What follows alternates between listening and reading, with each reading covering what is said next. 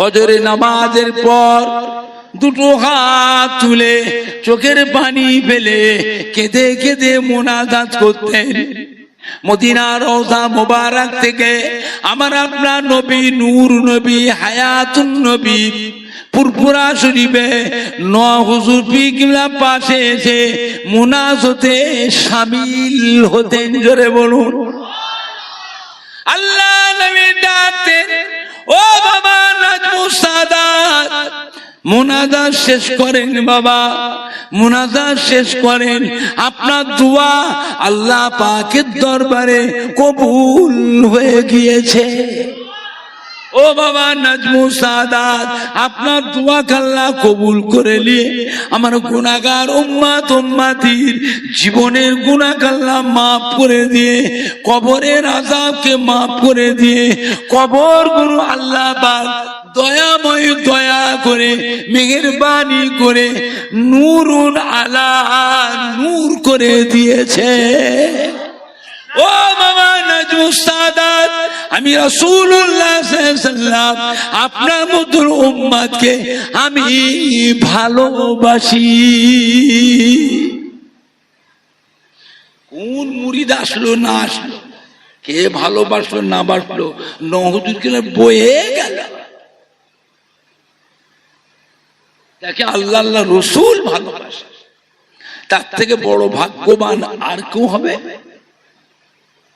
আপনি জানেন আল্লাহ নবী নিজে মদিনার মসজিদে নববী শরীফে মিম্বারে দাঁড়িয়ে ডেকেছিলেন কাকে? হযরত ওমর ফারুক রাযা, হযরত আলী কাররামাল্লাহু ওয়াজহাহুকে ডাকলেন, এদিকে আসে বাবার আমার কাছে আসে। ডেকে নিয়ে আল্লাহ নবীর মুবারক মাথার পাগড়িটা খুলে ফেললেন, গায়ের জুব্বাটা খুলে দিলেন হযরত ওমর ফারুক হযরত আলীর হাতে ধরে। আমি রাসূলুল্লাহ ইন্তেকালের পর আপনারা দুজনেই চলে যাবেন করণ বলে একটা জায়গা আছে, করণ বলে একটা জায়গা আছে,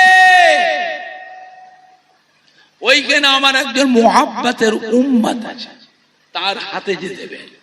কি নাম তাও জানে না। আপনারা কি ওয়াজ শোনেন না কি শোনেন? আজে বাজে কেসা কাহিনীগুলো, ফালতু ফালতু গল্পগুলো, আসর মাতানো গল্পগুলো শোনেন, মিথ্যে মিথ্যে কাহিনীগুলো। হ্যাঁ, ওইগুলো খুব ভালো মনে রাখতে পারে, আসল কথা মনে রাখতে পারেন না। কিনা হযরত ওয়াইস করনী রাদিয়াল্লাহু তাআলা, হযরত ওমর ফারুক হযরত আলী বলেন, ইয়া রাসূলুল্লাহ ইয়া হাবিবাল্লাহ, আপনার ১৬ লক্ষ সাহাবা, ওয়াইস করনী নামে কোন সাহাবা তোমরা দেখিনি। আল্লাহ রাসূল বলে, বাবা জাহিরি অবস্থায় আমার কাছে আসেলে বাবা, মা অসুস্থ ছিলেন, মায়ের খেদমতে ছিলেন, গায়ে কুষ্ঠ রোগ ছিল।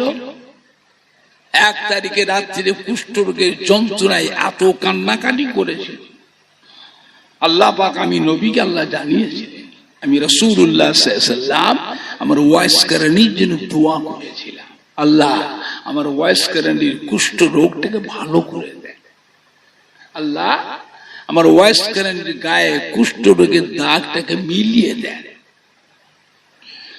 রোগটাকে ভালো করে দেন। শুধু তাই নয়, শরীরে যে দাগটা, যে দাগটাকেও মিলিয়ে দেন, হাতের দাগটা যেন থাকে। যে দেখবেন ওয়াইস করণীর হাতে কুষ্ঠ রোগের দাগ আছে, অসুখ নেই, ভালো হয়ে গেছে, দাগ আছে, আমি রাসূলুল্লাহ আমার সালাম বলবেন, ওয়াইস করণীকে বলবেন, বাবা আল্লাহ রাসূল ইন্তেকাল হয়ে গেছেন, আপনাকে আল্লাহ রাসূল সালাম দিয়েছেন, আর আল্লাহ রাসূলের মাথার পাগড়ি গায়ের জুব্বাটা আপনাকে দিয়েছেন। আজ থেকে যেন আমার ওয়াইস করণী আমার পাগড়িটা মাথায় পরিধান করে, আমার জুব্বাটা গায়ে পরিধান করে, আমার ওয়াইস করণী যেন আমার গুনাহগার উম্মত উম্মতির জন্য আল্লাহ পাকের দরবারে দোয়া করে। আমার ওয়াইস করণী দোয়া আল্লাহ পাকের দরবারে কবুল হয়ে যায়। ও বাবা হযরত ওমর ফারুক, ও বাবা হযরত আলী, আপনারাও দুজনে গিয়ে তার কাছে দোয়া নেবে, দোয়া নেবে। কাতে ঘরে বলছে দোয়া নিতে? আশারায়ে মুবাশশিরা, আশারায়ে মুবাশশিরা, 10 জন পুরুষকে আল্লাহ বেহেশতের সার্টিফিকেট দুনিয়ায় দিয়েছিলেন, এই সাথে 10টা মহিলাকেও আল্লাহ বেহেশতের সার্টিফিকেট দিয়েছিলেন। হযরত ওমর ফারুক হলেন বেহেশতের সার্টিফিকেট প্রাপ্ত 2 নম্বর সাহাবা। হযরত আলী হলেন বেহেশতের সার্টিফিকেট প্রাপ্ত 4 নম্বর সাহাবা। এদের আল্লাহ নবী পাঠাচ্ছেন আশারায়ে মুবাশশিরা, এই 2 জন সাহাবাকে আল্লাহ রাসূল পাঠাচ্ছেন কার কাছে? তাবেঈনের কাছে। তাবেঈনের কাছে পাঠাচ্ছে। আপনারাও দুজনে ওনার কাছে দোয়া নেবে, যাতে করে আল্লাহ বেহেশতের সার্টিফিকেট দিয়েছেন। অত বড় দরজার সাহাবা পাঠাচ্ছেন কার কাছে? তাবেঈনের কাছে। বাবা আমার ওয়াইস করণীর কাছে দোয়া নেবে। ওয়াইস করণীর দোয়া আল্লাহ পাকের দরবারে কবুল হয়ে যায়। আমার ভাইজানরা, বাপ জানেরা, যুবকেরা, আল্লাহ পাকের নিয়ামত। মক্কার কুফারে কুরাইশদের অত্যাচারে আল্লাহ নবী মক্কা শরীফে হিজরত করে মদিনা শরীফ চলে আসে। মদিনা শরীফে এসেছে মদিনার ছেলেরা, যুবক, তরুণ, নওজওয়ানেরা আল্লাহ নবীকে পেয়ে খুশিতে আনন্দে চাঁদ যেন হাতে পেয়ে গেল। জান প্রাণ দিয়ে তারা খেদমত করেছিলেন, সেবা যত্ন করেছিলেন। আল্লাহ নবী মদিনা শরীফ থেকে কোথায় নামাজ পড়ে? মদিনা শরীফে নামাজ পড়ে কোথায়? মসজিদে কুবা। কি নাম? মসজিদে কুবা। এটা আমার নবী যেন থাকতেন সেখান থেকে 3 মাইল দূর। পাহাড় পর্বতের দেশ, বালু কাঁকরের দেশ। গরম না ঠান্ডা? কথা বলে না? গরম না ঠান্ডা? কঠিন গরম, কঠিন। নবী আমার পায়ে হেঁটে হেঁটে যান, মসজিদে কুবাতে গিয়ে নামাজ পড়ে আসে। নবীর কষ্ট হয়। আমাদের নবী লাসুক নবী, আমাদের নবী লাসুক নবী। নবী তো মক্কা শরীফের মানুষ। আমার নবীর সেই ঘর, হযরত আমিনা রাদিয়াল্লাহু যে ঘরটায় থাকতেন, যে ঘরটাকে মৌলুদুন নবী বলা হয়, এটা মক্কা শরীফে এখনো আছে না নাই? কাবা শরীফের কাছেই তো, কাবা শরীফের কাছেই তো। ওই জায়গায় মানুষের খুব ভিড় হয়। কি মেয়ে ছেলে, কি বেটা ছেলে, এত ভিড় হয় ওখানটায়। কেউ যে নামাজ পড়ে, কেউ দোয়া কোরআন শরীফ পড়ে, কেউ ওখানে যে 2 হাত তুলে চোখের পানি ফেলে কেঁদে কেঁদে দোয়া করে। কেতাবে আছে মৌলুদুন নবী যে ঘরটা, ওইখানে গিয়ে দোয়া করলে দোয়াটা আল্লাহ পাকের দরবারে কবুল হয়ে যায়। নবী ঘর থেকে বেরিয়েছি আল্লাহর কাবা, ঘর থেকে বেরিয়েছে আল্লাহর কাবা। আর এখানে কি হচ্ছে? মদিনা শরীফে 3 মাইল হাঁটতে পেরেছি। নবী বললে, বাবা আমি মদিনায় থাকবো কি করে গো? আমার কষ্ট করছে বাবা, আমি মদিনায় থাকবো কি করে? সাহাবারা বললে, হুজুর আপনি কাঁদছেন কেন? আপনার কি প্রয়োজন বলেন, আমরা করে দিচ্ছি। আল্লাহ নবী বলে, বাবা আমাকে মসজিদ করে দাও। কি করে দাও? মসজিদ। বলেন মসজিদ করতে গেলে জমির দরকার আছে না না? আল্লাহ নবী বলতে, জমি কেন খোঁজো? খুঁজে খুঁজে দেখছে কেউ জমি বিক্রি করছে না। নবী পাক মদিনা শরীফে আসাতে মদিনার জমির দাম বেড়ে গেল, কেউ জমি বেচছে না। আর জমি না দিলে পরে মসজিদ হবে কি করে বলে? সর্বপ্রথম যে আল্লাহ পাক যে মসজিদটা করেছিলেন সেই মসজিদের নাম কি? মসজিদটার নাম কি বলতে পারবে? কি আজে বাজে কথা কোনো মনে রাখেন বলে? সর্বপ্রথম যে আল্লাহ পাক যে মসজিদটা করলেন সেই মসজিদটার নাম কি? সেই মসজিদটা কোথায় আছে?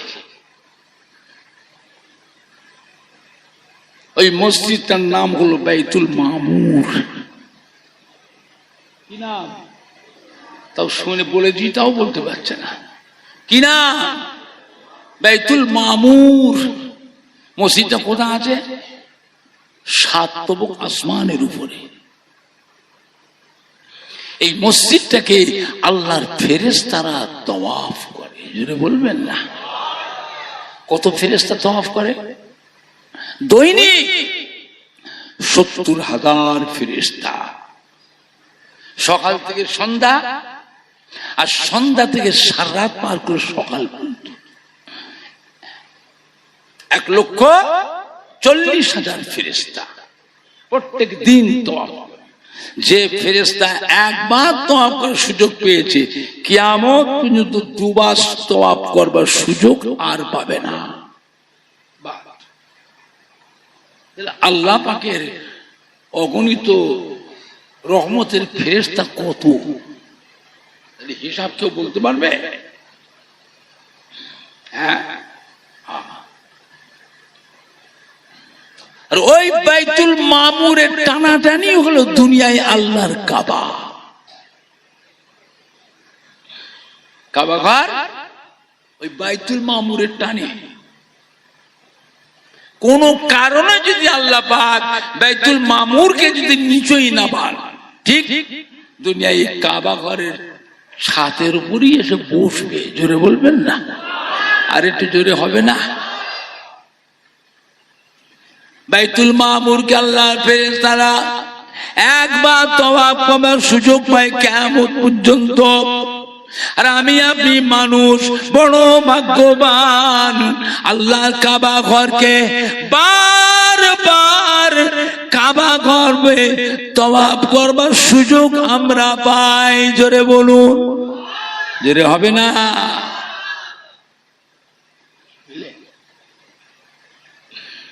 ফেরেশতারা আল্লাহকে বলে একদিন, আল্লাহ আমরা একটুখানি রাজধানীতে যেতে চাই। রাজধানী? বলে হ্যাঁ, আমরা সবাই একটা রাজধানীতে যাবার ইচ্ছা করছি, আল্লাহ আপনি পারমিশন দেন। রাজধানী কোনটা? 7 তবক আসমান আর জমিনের মাঝখানে হলো দুনিয়া, যেখানে আল্লাহ আপনার পেয়ারা হাবিব জনাবে মুহাম্মদুর রাসূলুল্লাহ, সকলে বলুন না সাল্লাল্লাহু আলাইহি সাল্লাম আছেন। আমরা ওই জায়গায় একটু যেতে চাই, আপনার হাবিবকে একটু আমরা সালাম দিতে চাই। আল্লাহ বলে যাও, চলে যাও। কত ফেরেশতা! সকাল থেকে সন্ধ্যা পর্যন্ত 50,000 ফেরেশতা, সন্ধ্যা দিয়ে সারা রাত পার করে ফজর পর্যন্ত আরো 50,000 ফেরেশতা।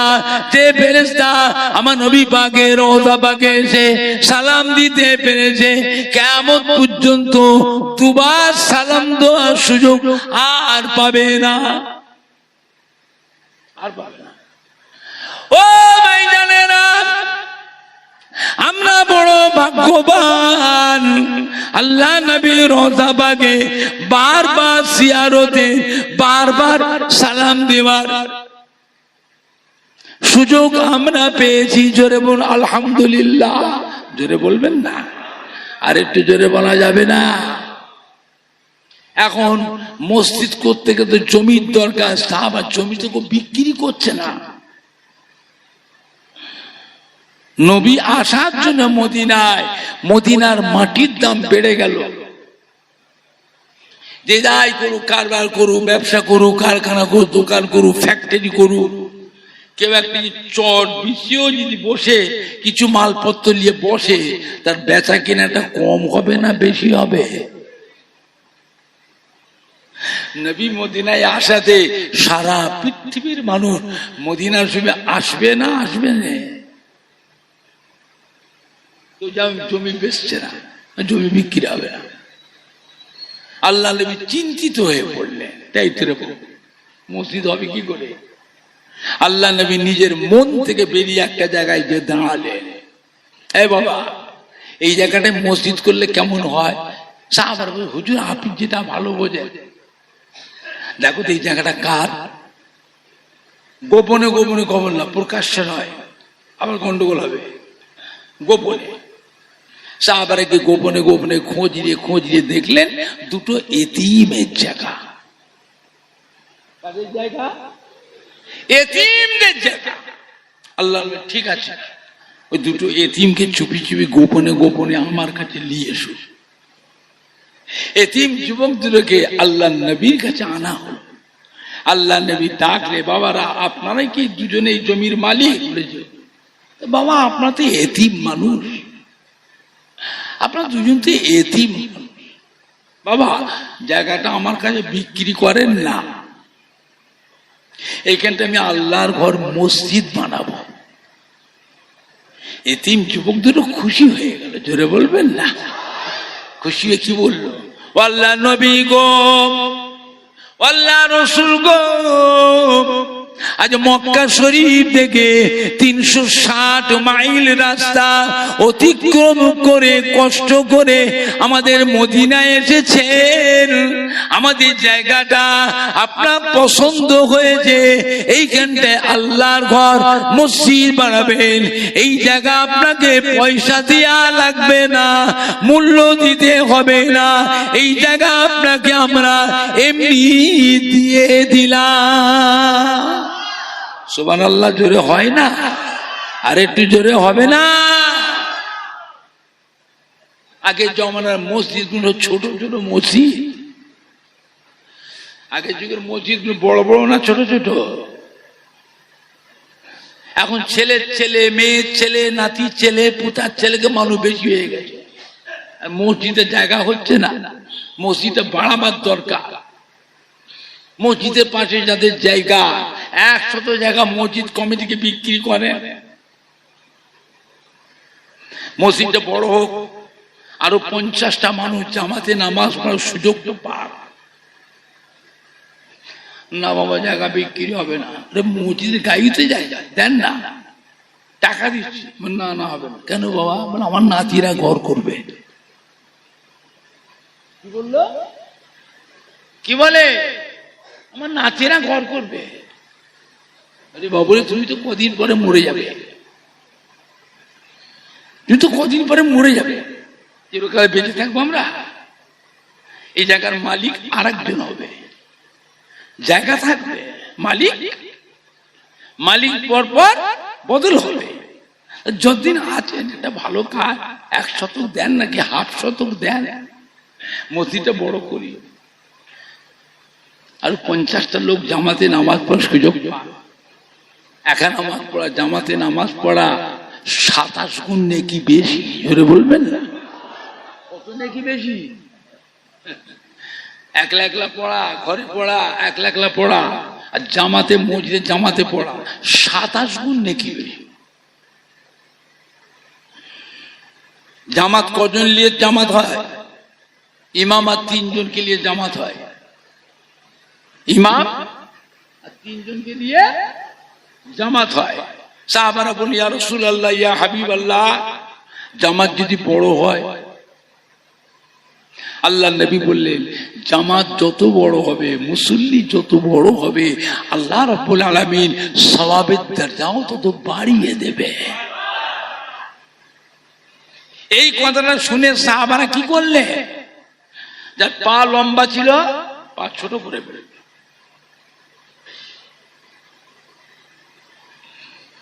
আস্তে আস্তে আসছে, মানে দেখলে 200 পা মসজিদে যেতে, সেখানে আর 100 পা 150 পা বাড়িয়ে দিল, 300 পা 350 পা করলো।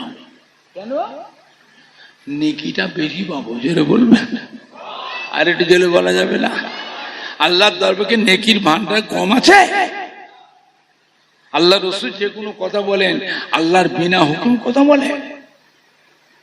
হ্যাঁ, নবীর কথা মানে আল্লাহর কথা, জোরে বলবেন না? নবীর কথা মানে কার কথা? আল্লাহর কথা। সাহাবারা নেকি বেশি পাওয়ার জন্য করলেন কি? পা ছোট ছোট, পা ছোট করতে লাগলেন, সব বেশি পাবো। আল্লাহ নবী বলেছেন,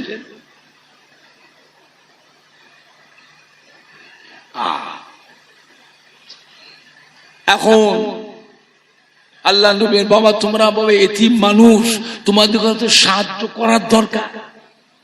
এমনি দেবে কেন? পয়সা লাও। পয়সা দিলে কিন্তু এই জায়গা আমরা দেবো না, আপনি অন্য জায়গা কেনে, এই জায়গা হবে না। আপনি আল্লাহর রাসূল, মদিনা শরীফ মক্কা শরীফ থেকে 360 মাইল রাস্তা অতিক্রম করে আমাদের মদিনায় এসেছে। আমাদের জায়গাটা আপনার পছন্দ হয়েছে, আল্লাহর ঘর মসজিদ বানাবেন, এই জায়গা আপনাকে আমরা এমনি দিয়ে দিলাম। আল্লাহ রাসূল খুশি হয়ে গেলেন। আল্লাহ নবী, ঠিক আছে বাবা, আপনাদের কথাটা আমি রাসূলুল্লাহ মেনে নিলাম, কবুল করে নিলাম। বাবারা এদিকে আসে, আমার কাছে এসো, তোমরা দুজন যুবক আমার কাছে এসো। কাছে ডেকে নিয়ে আল্লাহ রাসূল কি বলেছিলেন? বাবা, আপনাদের প্রস্তাবটা, আপনাদের কথাটা আমি রাসূলুল্লাহ মেনে নিয়েছি, কবুল করে। আমি যে আল্লাহর রাসূল, আমি একটা কথা বলেছি, আমার কথার সম্মানটা রাখো। তোমাদের কথাটা আমি রাসূলুল্লাহ মেনে নিলাম, আমি আল্লাহর রাসূল, আমি একটা কথা বলেছি, আমার কথার সম্মানটা রাখো। দুজন এতিম যুবকের কাছে ডেকে আল্লাহ নবী নিজের কাছ থেকে ওই জমির দরুন কিছু মূল্য এতিম যুবকদের হাতে দিয়ে দিলেন। জোরে বলবেন না? এতিম যুবকদের ওইটা মূল্যটা গ্রহণ করে নিয়ে পুনরায় মদিনার মসজিদে নববী শরীফে দান করে দিলেন। জোরে বলবেন না? আর একটু জোরে হবে না? ওই জায়গায় হলো মদিনার মধ্যে নববী শরীফ। কত বড় ভাগ্যবান দেখেছেন এতিম গুলো, কত বড় বড় আমিররা রয়েছে, ব্যবসায়ীরা রয়েছে, কত জমিদার, কত বড় বড় রাজা বাদশাহ রয়েছে। কথা বুঝতে পারছেন না? কথা বুঝতে পারছেন? কাদের নসিবে হলো? এতিমের নসিবে।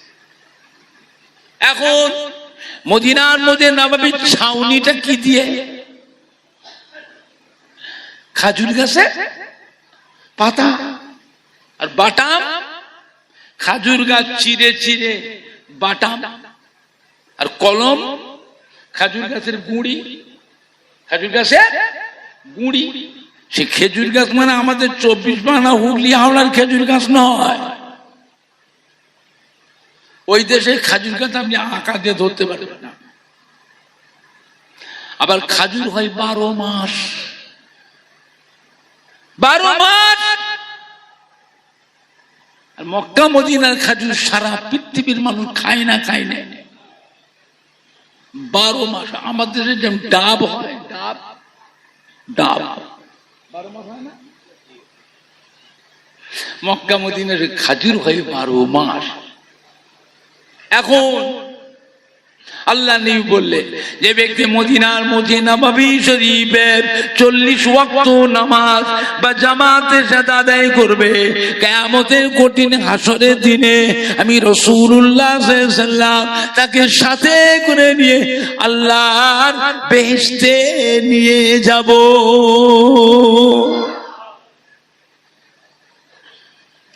মদিনার মধ্যে নববীতে খালি আজান হলে হয়। মক্কা মদিনার মানুষ, আমার নবী কি মানুষ, কি পরিবেশ তৈরি করেছে। খালি আজানটা হোক না, কোটি কোটি টাকার সোনার দোকানগুলো খোলা পড়ে আছে,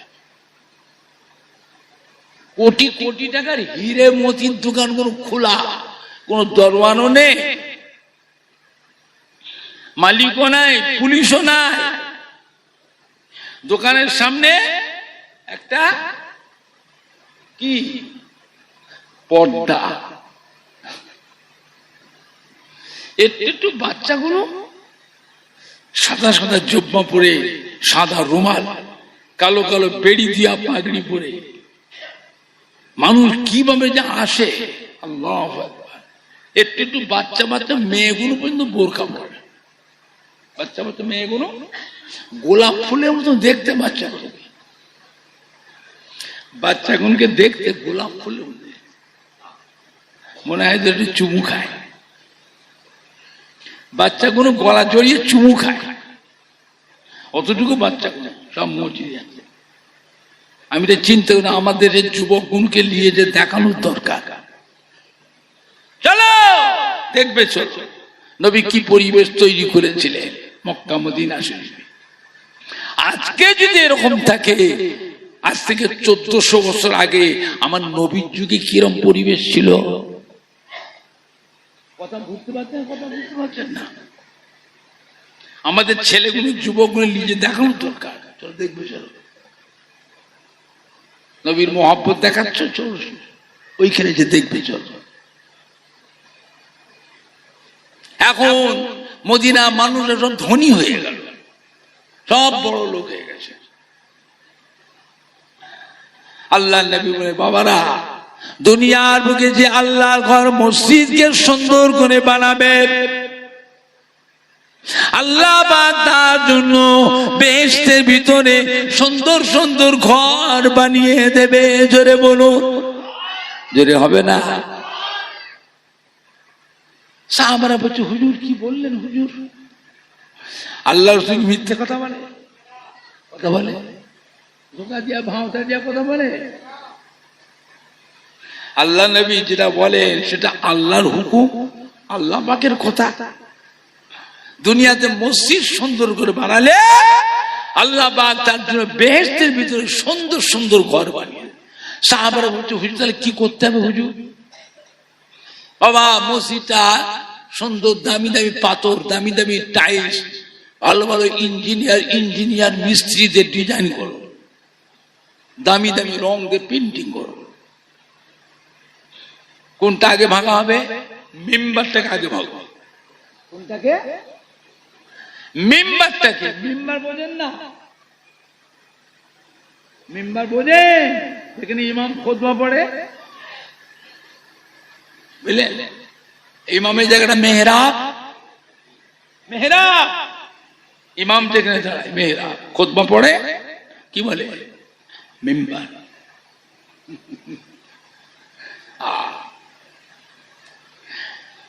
আগে ভাগো মদিনার মসজিদ নববীর মিম্বারটাকে আগে ভাগো। সব কথাবার্তা আলোচনার সিদ্ধান্ত হয়ে ঠিক হয়ে গেল।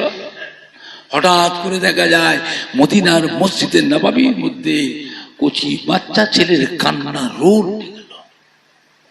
আর বাচ্চা ছেলে কাঁদলে পড়ে মানুষ শুনলে তার অন্তরে মায়া লাগে না, লাগে না? সাহাবারা খোঁজাখুঁজি করছে, বাচ্চা ছেলে কোথা কাঁদছে গো, এত কাঁদছে, করুণ কান্নার আওয়াজ সহ্য করা যায় না। সাহাবারা খোঁজাখুঁজি করছে, পাচ্ছে না। মদিনার মধ্যে নববীর ভেতরে গিয়ে ওই মিম্বারে কাছে গিয়ে দেখছেন ওস্তুনে হান্নানা,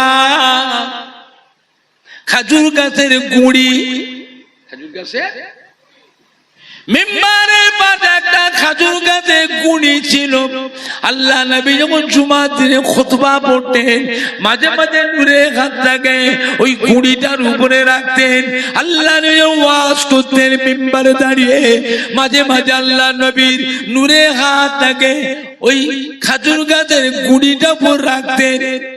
ওই গুঁড়িটাকে আল্লাহ নবী নাম দিয়েছে ওস্তুনে হান্নানা, ওস্তুনে হান্নানা।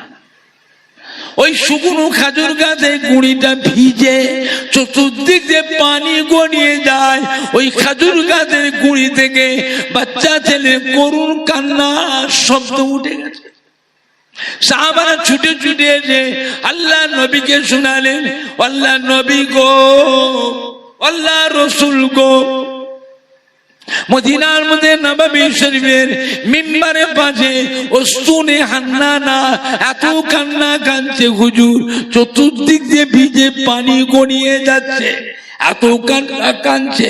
উস্তুনে হান্নানা ওই খাজুর গাছের গুড়ির কান্নার আওয়াজ সহ্য করা যাবে না, করুণ কান্নার আওয়াজ। হুজুর এটা আপনার মুজিজা।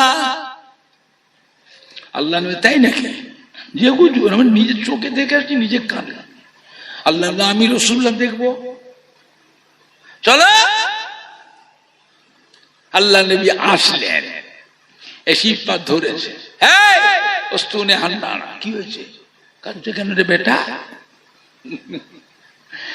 উস্তুনে হান্নানা কাঁদছো কেন রে বেটা? আল্লাহ বা শুকনো খাজুর গাছকে জবান আল্লাহ খুলে দিয়েছিলেন, বাক শক্তি দান করলেন। খাজুর গাছে গুড়িটা বলতে লাগলো, আল্লাহ নবী গো, আল্লাহ রসুল গো, আপনি মদিনার মধ্যে নববী মিম্বারে দাঁড়িয়ে খুতবা পড়েন, মাঝে মাঝে নূরে হাতটাকে আমার উপরে রাখে। হুজুর আপনি ওয়াজ করেন, বয়ান করেন, মাঝে মাঝে আমার উপরে হাতটা রাখে। আপনার উপরে আমার মোহাব্বত হয়ে গেছে, আমি আপনাকে ভালোবেসে ফেলেছি।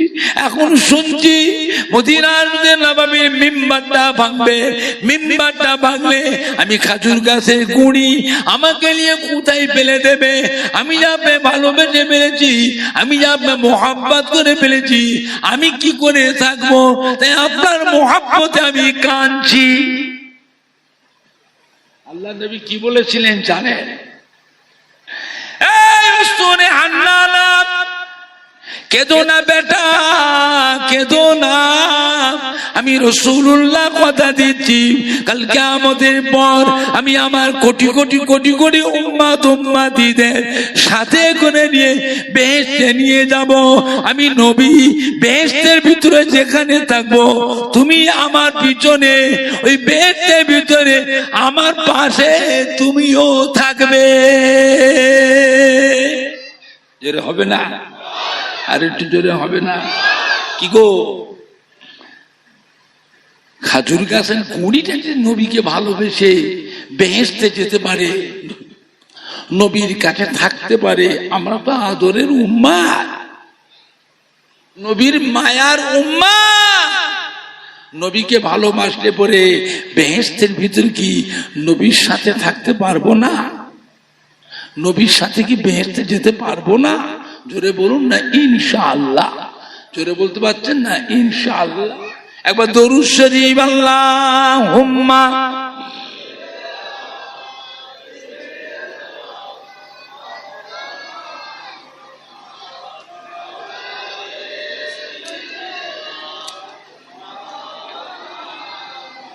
আল্লাহুম্মা সাল্লি আলা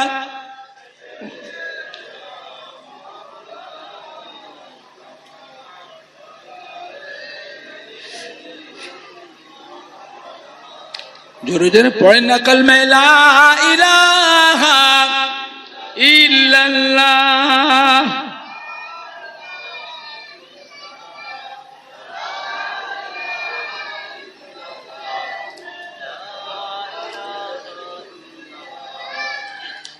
লা ইলাহা ইল্লাল্লাহ,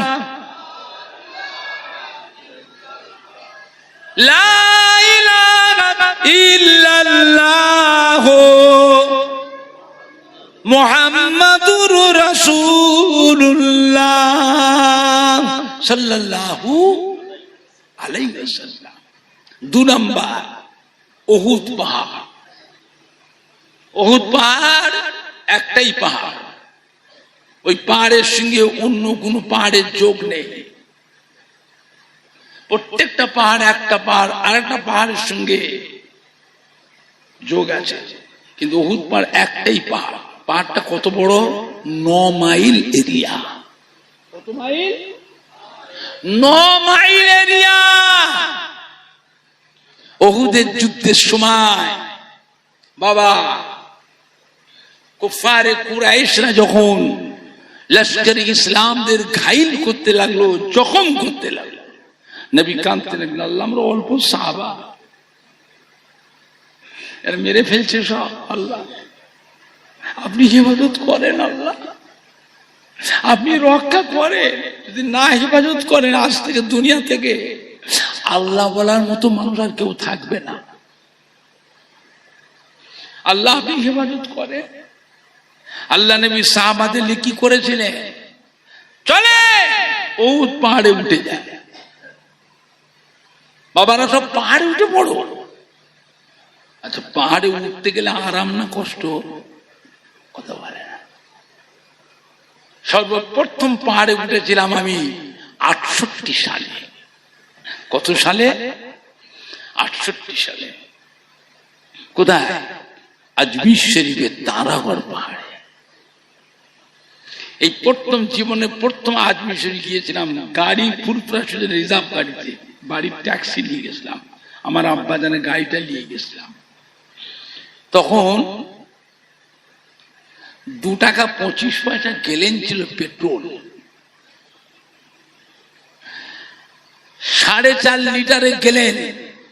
1 গ্যালন পেট্রোলের দাম 2 টাকা 25 পয়সা। পাঞ্জাব গেছিলাম, কাশ্মীর গিয়েছিলাম, আজমির গিয়েছিলাম, দিল্লি গেছিলাম, আগ্রায় গিয়েছিলাম গাড়ি। তারাগড় পাহাড়ে উঠেছিলাম, খুব কষ্ট হয়েছিল। তারাগড় পাহাড়ে উঠতে খুব কষ্ট হয়েছিল। এখন তো রাস্তা হয়ে গেছে, গাড়িতে বলুন তারাগড় পাহাড়ে উঠে যাবে।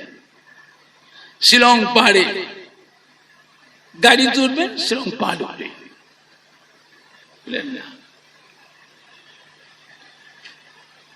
এই কদিন আগে ঘুরে আসলাম, দুবাই গেছিলাম।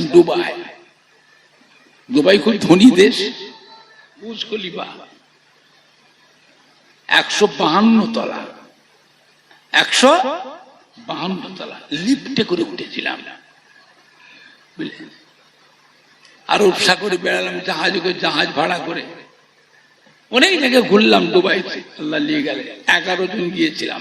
আমার ছোট ছেলে সানাউল্লাহ গেছিল। এক একজনের টিকিট হলো 57,000 টাকা টিকিট। প্লেনের টিকিট আপ ডাউন 57,000 টাকা। গিয়ে সেখানে গিয়ে ঠকে গেছি। ওখানে যে 1000 কিলোমিটার দূরে হচ্ছে মক্কা মদিনা শরীফ। হায় হায়, এত কাছে চলে এসেছি। আমি আগে যদি জানতাম একসাথে টিকিটটা করতাম তাহলে উমরা হয়ে যেত। মনটা খুব খারাপ হলো। এখন আল্লাহ নবী যেন উহুদ পাহাড় দিয়ে রওনা হলেন। নবীর সম্মানে উহুদ পাহাড়টা আল্লাহর হুকুমে আস্তে আস্তে হ্যাট হয়ে গেছিল। আল্লাহ নবী সাহাবাদের উহুদ পাহাড়ে উঠে পড়লেন। উহুদ পাহাড়টা উঁচু হয়ে গেল। জোরে বলবেন না? আর একটু জোরে বলা যাবে না? নবী যখন পাহাড়ে উঠেছিলেন, পাহাড়টার মধ্যে একটা হরকত হয়েছিল, কাঁপতেছিল, হিলাধুলা। 9 মাইল এরিয়া পাহাড় যদি হেলে দোলে কাঁপে, ভয় লাগবে না? লাগবে না? কথা বলে না কেন? 5 সেকেন্ড ভূমিকম্প হলে মানুষ 2 তলার ছাদ থেকে নিচে লাফ দেবে বাঁচার জন্য। ভূমিকম্প যদি হয়, আপনি 2 তলা 3 তলা উপর থাকলে লাফ দিয়ে নিচেই পড়বে, মরি বাঁচি দেখবে। আর অত বড় উহুদ পাহাড়টা কাঁপতে শুরু হয়েছে, হিলাধুলা শুরু হয়েছে। আল্লাহ নবী কি করেছিলেন? পা মোবারক একটা চাপ দিয়েছিলেন।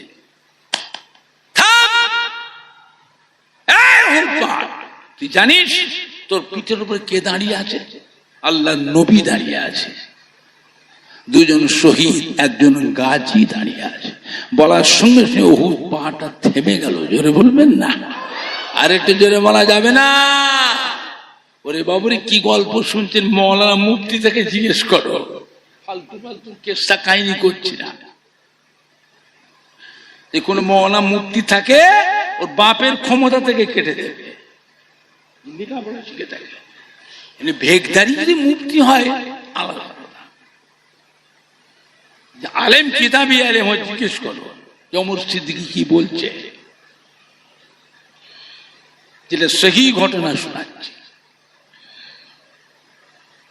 এখন নিচের থেকে মারাটা সহজ না ওপর থেকে মারা সহজ? কথা বলে না। নিচে থেকে মারা সহজ না ওপর থেকে মারা সহজ? আল্লাহ পাক মুসলমানদের বিজয় দিয়েছিলেন, জোরে বলবেন না? আর একটু জোরে বলা যাবে না?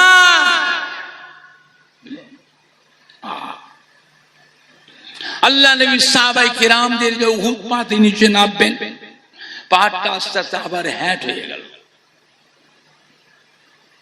আল্লাহ নবী সাহাবাদের নিচে নেমে পড়লেন। উহুদ পাহাড়টা কান্না রোল উঠে গেল, পাহাড়টা কান্না রোল উঠে গেল। আল্লাহ নবী জিজ্ঞাসা করলেন, এই উহুদ পাহাড় তুমি কেন কাঁদছো? উহুদ পাহাড়কে আল্লাহ পাক জবান খুলে দিলেন, বাক শক্তি দান করেছিলেন। আল্লাহ নবী গো, আল্লাহ রাসূল গো, আপনি আল্লাহ পাকের সম্মানিত মেহমান।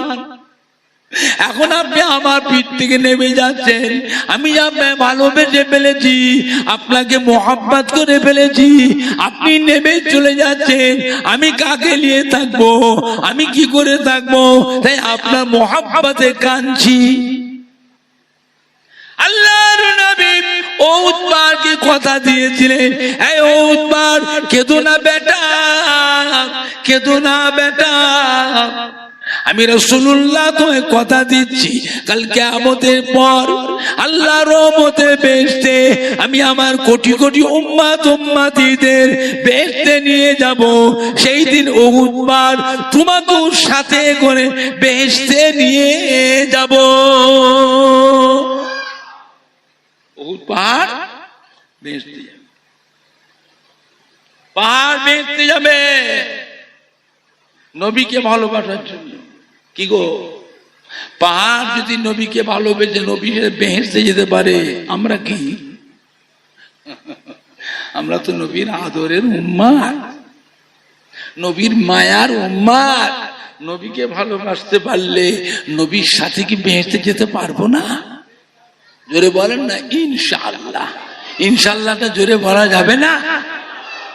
3 নাম্বার বুরাক। 3 নাম্বার বুরাক। যে বুরাকের পিঠে সওয়ার হয়ে আল্লাহ নবী 7 আসমান পার করে সিদরাতুল মুনতাহা আরশে আজিম লা মাকানে গিয়েছিলেন। নবী যখন আল্লাহ পাকের সঙ্গে সরাসরি দিদার, সরাসরি মেরাজ করলেন, নবী যখন ফিরে আসলেন, বুরাকের পিঠ থেকে নিচে নেমেছেন, বুরাকটা কান্না রোল উঠে গেল। আল্লাহ নবী জিজ্ঞাসা করলেন, এই বুরাক তুমি কেন কাঁদছো বাবা? বুরাক বলেছিল, আল্লাহ নবী গো, আল্লাহ রাসূল গো, আপনি আল্লাহ পাকের সম্মানিত মেহমান, আপনাকে আমি আমার পিঠে বসিয়ে উড়িয়ে উড়িয়ে উড়িয়ে উড়িয়ে 7 আসমান পার করে সিদরাতুল মুনতাহা আরশে আজিম লা মাকানে নিয়ে গেলাম। আল্লাহ পাকের সাথে সরাসরি দিদার মেরাজ করলেন। এখন আপনি নেমে যাচ্ছেন, আমি কি করে থাকবো? আমি আপনাকে ভালোবেসে ফেলেছি, মোহাব্বত করে ফেলেছি, আমি কি করে থাকবো? তাই আপনার মোহাব্বতে কাঁদছি। আল্লাহ নবী জিজ্ঞাসা করলেন, বুরাক তুমি কি চাও? কি চাও? কিয়ামতের ময়দানে কোটি কোটি কোটি কোটি বুরাক থাকবে, আপনি সেই কিয়ামতের ময়দানে কোন বুরাকের পিঠে বসবে? সেই দিন যেন আমি বুরাক আপনার খেদমতে বঞ্চিত না হয়ে যায়। কিয়ামতের ময়দানে আপনি আমার পিঠে বসবে, আমি কিয়ামতের ময়দানে আপনাকে উড়িয়ে উড়িয়ে উড়িয়ে উড়িয়ে উড়িয়ে আপনার কোটি কোটি কোটি কোটি উম্মত উম্মতি দিগকে আপনাকে পরিদর্শন করাবো। আল্লাহ নবী বুরাককে কথা দিয়েছে, যাও কেঁদো না, কথা দিলাম কিয়ামতের ময়দানে আমি নবী তোমার পিঠেই বসবো, তুমি আমাকে কিয়ামতের ময়দানে উড়িয়ে উড়িয়ে উড়িয়ে উড়িয়ে আমার কোটি কোটি কোটি কোটি উম্মত উম্মতি দিগকে তুমি আমাকে পরিদর্শন করাবে। জোরে বলবেন না? আর একটু জোরে হবে না? দুরূদ শরীফ আল্লাহুম্মা সাদা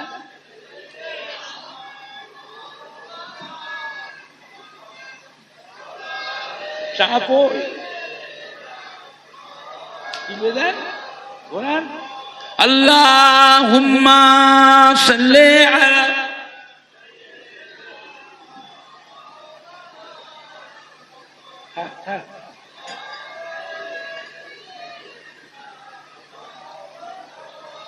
জোরে জোরে পড়েন না কালমা লা ইলাহা ইল্লাল্লাহ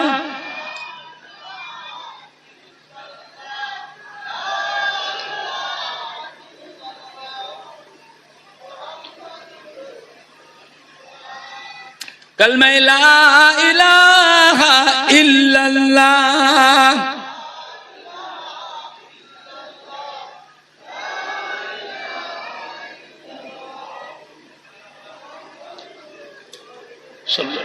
আল্লাহুম্মা সাল্লি আলা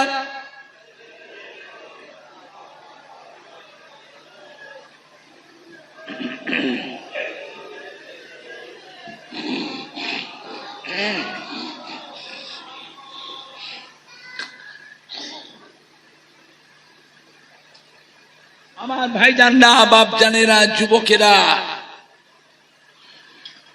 আমার মুরব্বীরা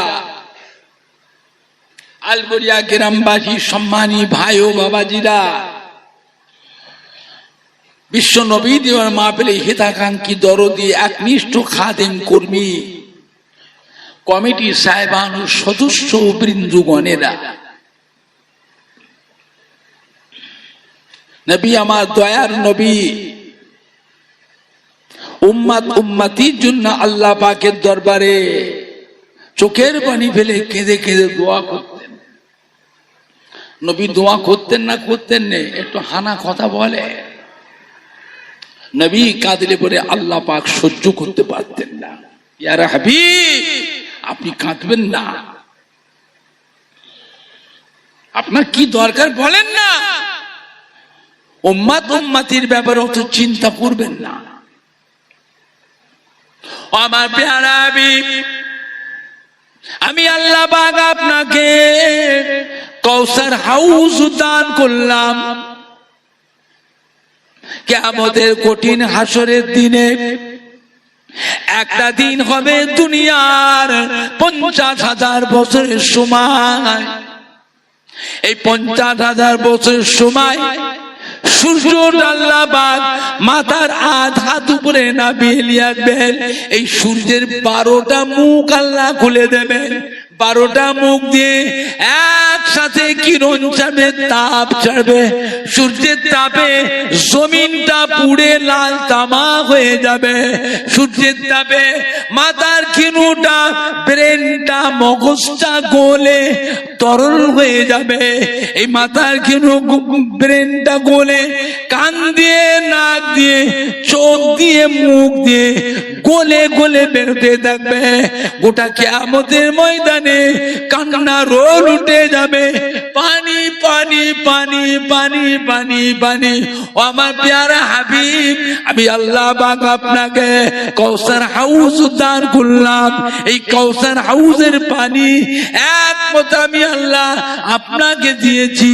হযরত আদম শফিউল্লাহকে আমি আল্লাহ দিনাই, নূহ নবিউল্লাহকে আমি আল্লাহ দিনাই, দাউদ খলিফাতুল্লাহকে আমি আল্লাহ দিনাই, মুসা কালিমুল্লাহকে আমি আল্লাহ দিনাই, ঈসা রূহুল্লাহকে আমি আপনার দিনাই, হযরত ইব্রাহিম খলিলুল্লাহকে আমি আল্লাহ দিনাই, হযরত ইসমাইল সবিহুল্লাহকে আমি আল্লাহ দিনাই, মুহাম্মদ সাল্লাল্লাহু আলাইহি ওয়াসাল্লাম আমার হাবিবুল্লাহ। ও আমার প্যারা হাবিব কিয়ামতের কঠিন হাসরের দিনে ওই কাউসার হাউসের পানি আপনি নিজে হাতে করে আপনার উম্মত উম্মতি দিগকে নিজে হাতে করে পান করাবেন। জোরে বলুন আপনি আপনার নূরের হাতে ওই কাউসার হাউজের পানি আপনার যে উম্মতটা পান করবে 50,000 বছর তার শরীরে ওই সূর্যের তাপ আর লাগবে না। আপনার হাতে কাউসার হাউজের পানি পান করে যে উম্মত 50,000 বছর কিয়ামতের ময়দানে পানির পিপাসা আর লাগবে না। জোরে বলুন। জোরে হবে না? আর একটু জোরে হবে না? অন্য কোন নবীর উম্মতের জন্য নয়, অন্য কোন নবীর উম্মতের জন্য নয়। আল্লাহ রাব্বুল হুকুম দেবেন হযরত আদম আলাইহিস সালামকে হযরত ঈসা আলাইহিস সালাম পর্যন্ত সমস্ত নবীদের আল্লাহ হুকুম দেবেন আপনারা যান আমার হাবিবের কাছে ওই কাউসার হাউজের পানি আপনারা দাঁড়িয়ে চেয়ে চেয়ে পান করেন। জোরে বলুন। আর একটু জোরে বলুন। একমাত্র নবীদের জন্য খাস, নবীদের উম্মতের জন্য নয়। বুঝলে? ও আমার প্যারা হাবিব, আমি আপনাকে মকামে মাহমুদ দান করলাম যা কোনো নবীকে দিই নাই। ও আমার হাবিব গো, এই মকামে মাহমুদে কোন নবী প্রবেশ করতে পারবে না, কোন ফেরেশতাও প্রবেশ করতে পারবে না। ও আমার হাবিব, আপনি থাকবেন আর আমি স্বয়ং আল্লাহ থাকবো। এই মকামে মাহমুদে আপনি আমাকে চেষ্টা করবেন, আপনার উম্মত উম্মতির জন্য যা কিছু চাওয়া বলা আমার কাছে ওই মকামে মাহমুদে গোপনে গোপনে বলবেন। ও আমার হাবিব, আমি আল্লাহ পাক আপনাকে অসম্মানিত করব না, লজ্জিত করব না। আপনার দুয়াকে সুপারিশকে আমি আল্লাহ ফেরাবো না। ওই মকামে মাহমুদে আপনার দুয়া আপনার সুপারিশকে কবুল করে নিয়ে সর্বপ্রথম আমি আল্লাহ আপনার উম্মত উম্মতি গুলোকে নাজাত দিয়ে দেব। জোরে হবে না? আর একটু জোরে হবে না? নারে দেখবে, নারে দেখবে। বিশ্ব নবী দিবস, বিশ্ব নবী দিবস, ঈদে মিলাদুন নবী আলগড়িয়া কেরামবাসী গণ, সম্মানীয় ওলামায়ে কেরাম গণ, সম্মানীয় কমিটি সাহেবান গণ, আহলে সুন্নাতুল জামাত, আহলে সুন্নাতুল জামাত, পুরপুরা শরীফের দাদা পীরের হক সিলসিলা, পুরপুরা শরীফের দাদা পীরের হক সিলসিলা। নারাই দেখবে। একটু সালাম পড়িয়া নবী সালাম।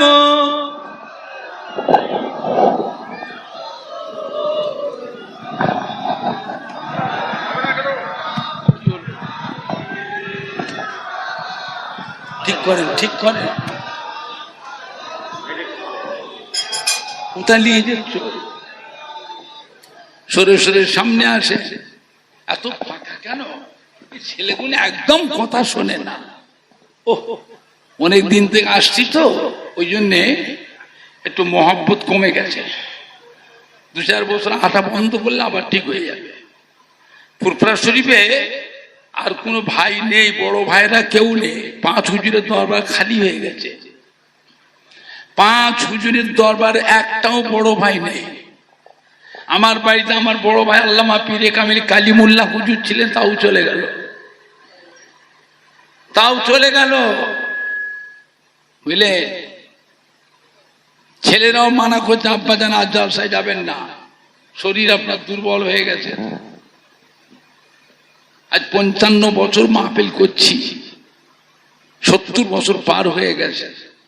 এই বয়সে আর আমার এই খাটার সময় নয়, 2 ঘন্টা 2.5 ঘন্টা ওয়াজ করার সময় নয়। আপনি ঘরে বসে থাকেন, মুরিদানরা আসছে, তাদের শুয়ে বসুন, তাদের নিয়ে সবক দেন, তাদের শুয়ে বসে বসে আলোচনা করে। আর জলসা যাবেন না। আমার 3টে ছেলে, বড় ছেলে আলহাজ মাওলানা নুরুল্লাহ সিদ্দিকী, মেজর ছেলে আলহাজ মৌলানা শফিউল্লাহ সিদ্দিকী, আর ছোট ছেলের নাম আলহাজ মৌলানা সানাউল্লাহ সিদ্দিকী। এই তিন ছেলে।